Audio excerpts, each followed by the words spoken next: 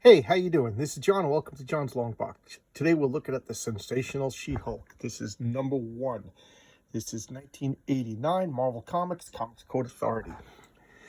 This is the second series done by She Hulk. The first was the Savage She Hulk. That was I already showcased that one. This is her second appearance. The character kind of declined in popularity. Then John Byrne brought her into the Fantastic Four. And then he did a graphic novel with her, which sold really well, brought her back into the spotlight. And at this point, she's in the Avengers and given a second comic. So look at this gimmick. His this is the very first appearance of Savage She Hulk. I showcased that in one of my earlier videos. And then look at this gimmick. Now's your second chance. If you don't buy my book this time, I'm going to come to your house and rip up your X-Men. Ta-da! Oh, big threat, because the X-Men comics still are super valuable. All right, here, look at this ad for video games, was that in television? And now we have the splash page, second chance. And why is it called second chance? Because it's the second chance of She-Hulk in her own series. And keep in mind, okay, let's do the credits before I go into it. We got John Byrne, penciler and writer. Bob Wiak, is that how you pronounce the name? I'm sorry, guys, I don't know how to pronounce his name, but he was the inker for on the X-Men for a while. At this point, these two guys were top tier talents. John Byrne being the rock star, and Bob Wiak being a very in demand inker. Glynis Oliver is a colorist who is a lot of work at this point. John Workman, my favorite letterer. I don't know what it is about his lettering, but I just love his lettering. He was the letterer that got me to notice lettering. So I could always pick out his style. John Workman, I don't know, something about his lettering I like. Bobby Chase was the editor, and Tom DeFalco was the editor-in-chief. I said before, when I showcased my Spider-Girl, when I did my Spider-Girl showcase, that I didn't like Tom DeFalco as the editor-in-chief. That doesn't mean that everything was bad. But overall, I thought it was a denouement, is that the word? A valley after the high point of Jim Shooter. Don't get me wrong, there was still some bad points in Jim Shooter's reign as editor-in-chief, but the Tom DeFalco, I mean, just it was the Fantastic Four just stuck. To my way of thinking, the strength of the Fantastic Four is the strength of Marvel. I guess younger people would say the strength of the X-Men is the strength of Marvel, and I'm not going to argue that point, because that's valid also. But for me, because I'm a Fantastic Four freak, the strength of the Fantastic Four is the strength of Marvel, and the strength of Marvel is the strength of the comic book industry, the American comic book industry. All right, so here we have, look at this. I don't think Bob Wiak is my favorite inker for John Byrne. Terry Austin is my favorite inker for John Byrne, as probably everybody, but and then John Byrne is my second favorite inker for John Byrne, but I'll take Bob Wiak. So here we have, what is she doing? For reasons unexplained, She-Hulk is showing off her strength at this circus. I don't even remember if they set up why it's Big Bertha. I think this is might be the first unannounced first appearance of Big Bertha from the Great Lake Avengers or Great Lake X-Men or whatever that silly group is. And here she is.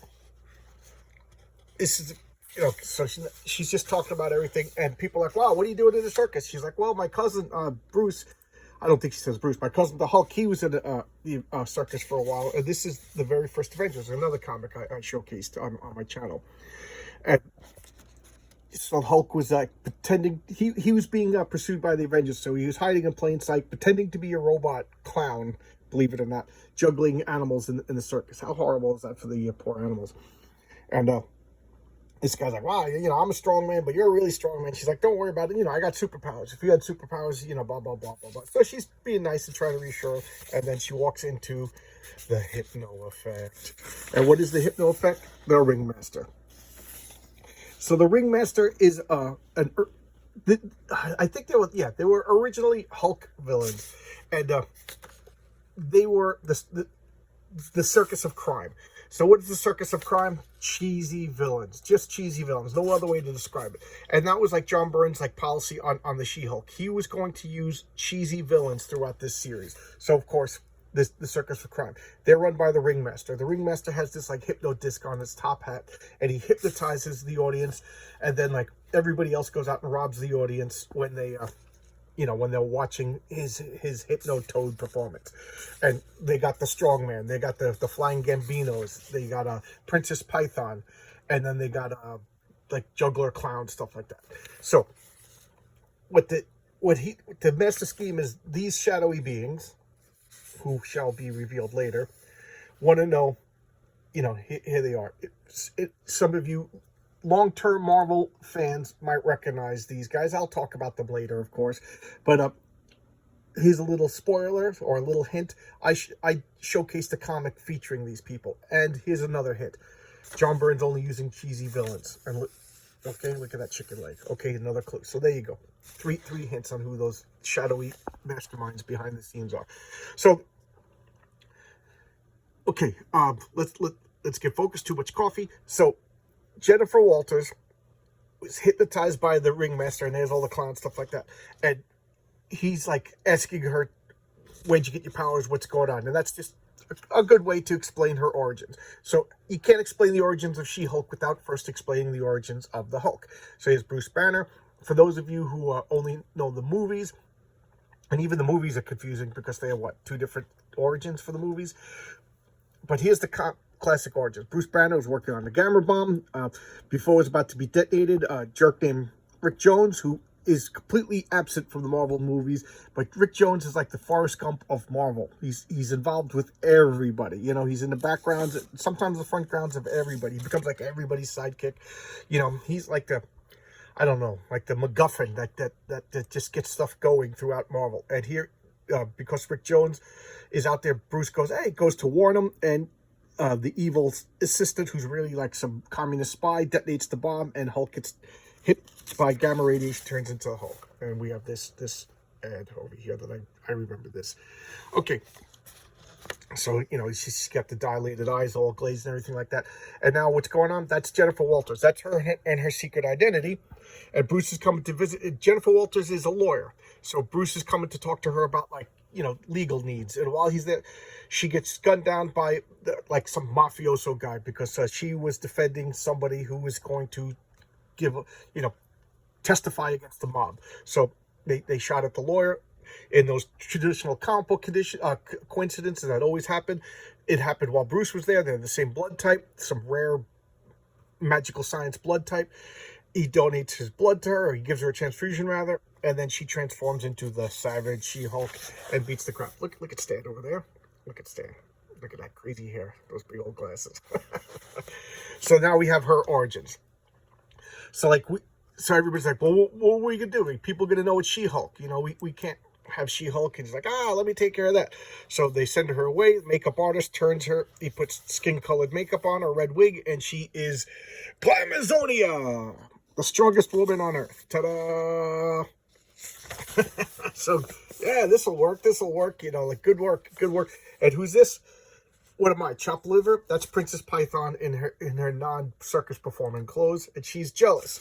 I'm the bombshell. I'm the sex appeal of this, blah, blah, blah. So, people are going to be looking at her. They're going to forget about me. He's like, don't worry. She's not going to be around too long. And check out what she can do. So at this point, she doesn't know that this is She-Hulk. So now they have a free performance. They fill up just a portion of the stands. They tell everybody they just tested out a new act. And she comes out and she lifts up the stands. Everybody's like, get seatbelted, blah, blah, blah.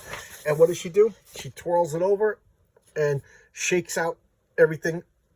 Oh, yeah, here we go. I got ahead of myself. So he hypnotizes everybody.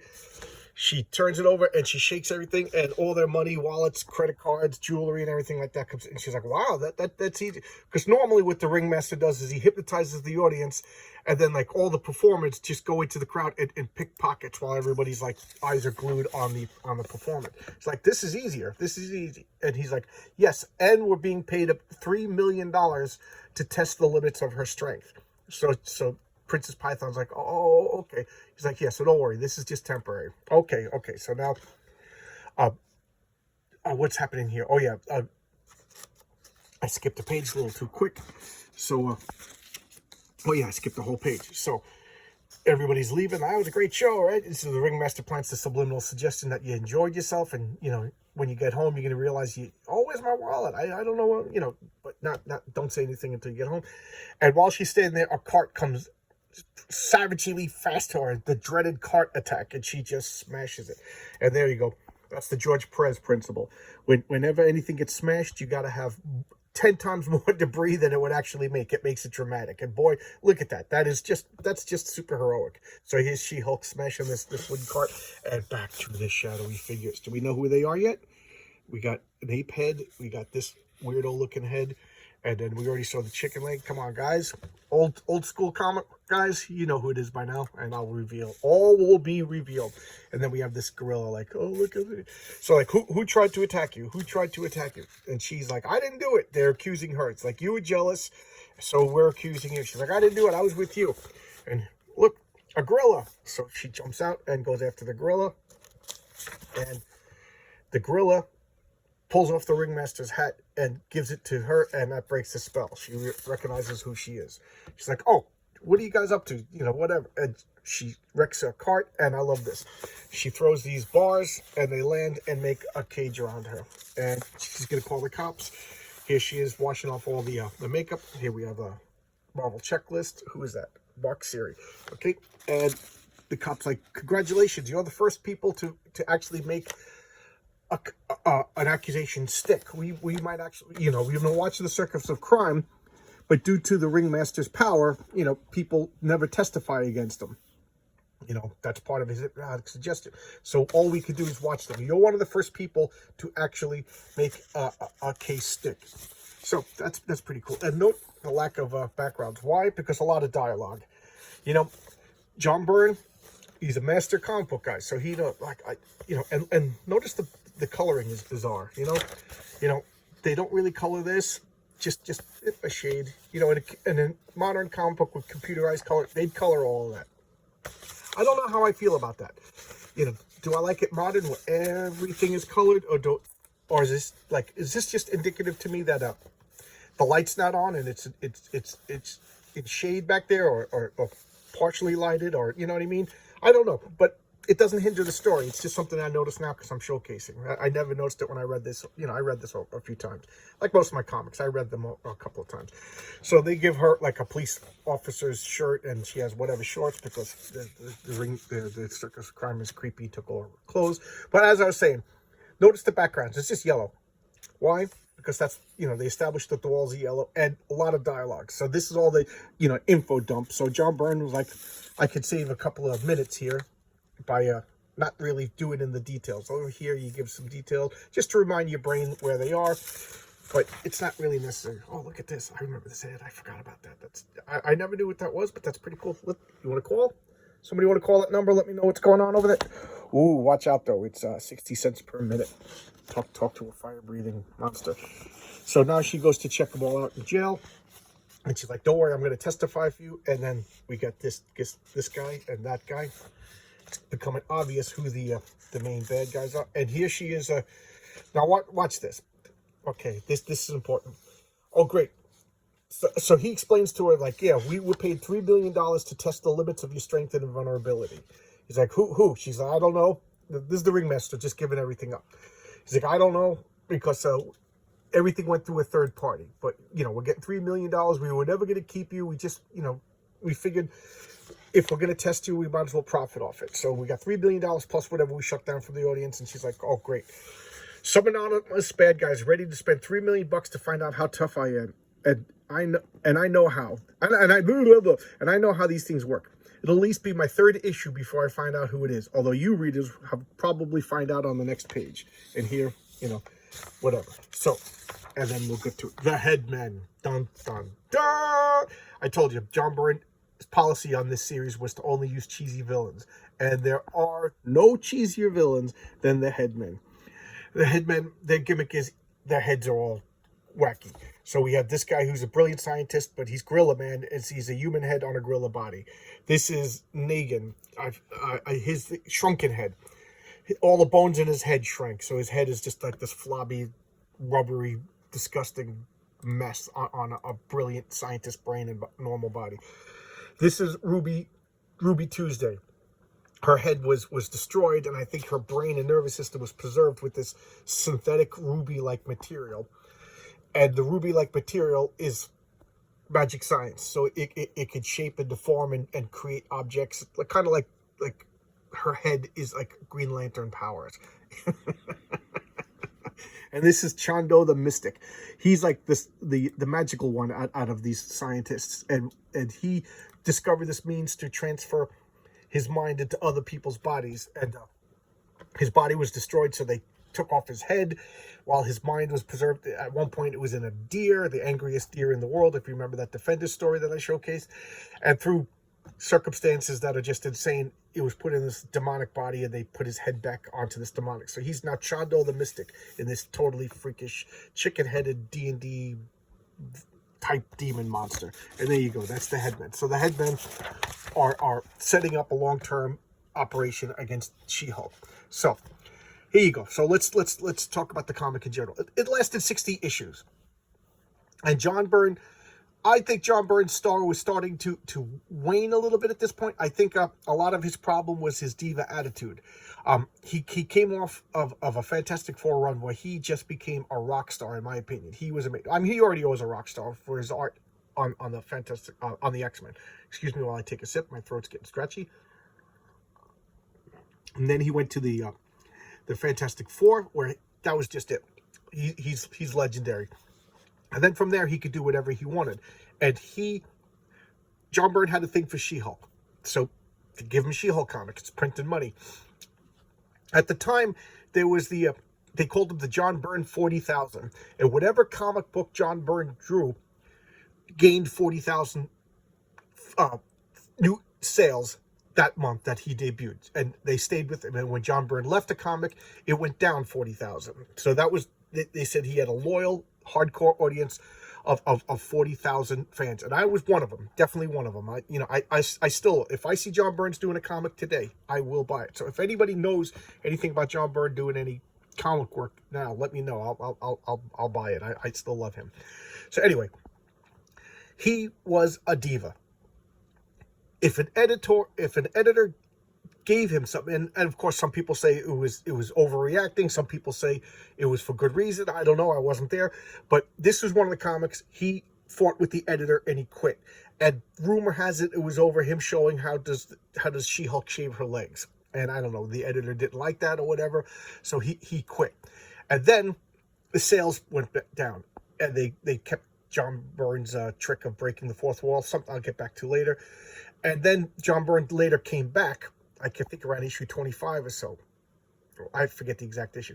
And the very first page, they had Jennifer Walters waking up from her dream and just like, oh, I had a dream that John Byrne left the book. So just ignore anything that wasn't drawn by John Byrne. And, because that wasn't the real comic. So there you go. How arrogant is that? It's a gimmick. So this was like supposed to be lightly taken, supposed to be humorous and everything, and she broke the fourth wall. She did it before Deadpool. Deadpool kind of ripped off this comic as far as like talking to the reader and stuff like that.